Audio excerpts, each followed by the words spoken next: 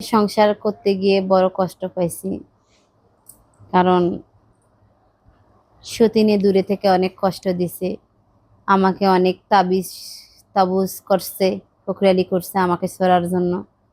আমার স্বামীকে ভাতে শিকড় দিছে সেক্স উত্তেজনিত হওয়ার জন্য, যেন আমার সাথে মিলিত না হতে পারে, তার সাথে যেন মিলিত হয়।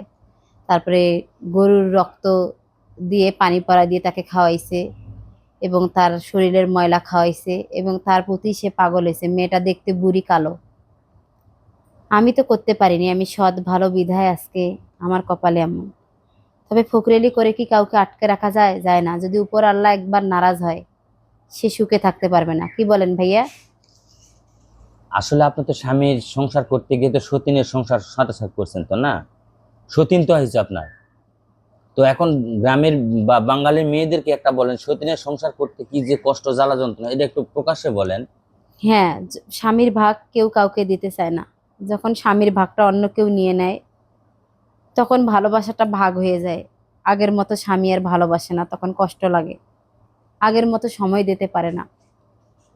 আর একটা মেয়ে একাকিত্বভাবে একটা স্বামীকে পেলে কত যে সুখ, মানে কত। আপনার স্বামী যেখান থেকে আসতো, ও ওর কাছে চলে যেত, আপনার কাছে আসতো না? বা কোনো কি জিনিস নিয়ে আসলে ওকে দিত, আপনাকে দিত না, এরকম করে কিছু বলেন আপনি?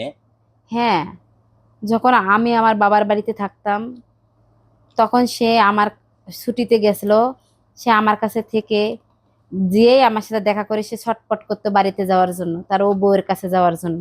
এবং তার ও বউকেই বেশি সময় দিছিল। কালো মোটা বুড়ি হলেও সে তাবিজ কবজ করতো, তার জন্য তার মনটা ছটপট করতো।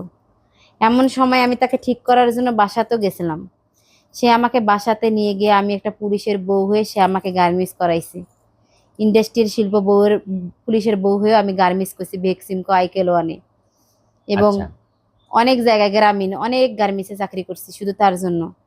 আজকে আমি পুলিশের বউ হয়েও এত কষ্ট করছি। সে কি করে, আমাকে ছুটিতে আমাকে রেখে বাড়িতে চলে যায়, গিয়ে 8টা বাজতেই ফোন বন্ধ করে এবং সে বউকে সে সময় দেয়।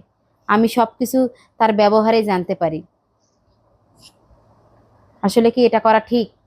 না, একটা মেয়ের ভালোবাসা যখন ভাগ হয়ে যায়, তখন মেয়েটা পাগল হয়ে যায়। অবশ্য কোনো মেয়ে, বাঙালি মেয়ে স্বামীর ভাগ দিতে চায় না। তো আপু, আপনিও দিতে চান নাই? আমি দিতে চাইনি বলতে, আমি তাকে অনেক ভালোবাসছিলাম। আর একটা মেয়ে আচ্ছা।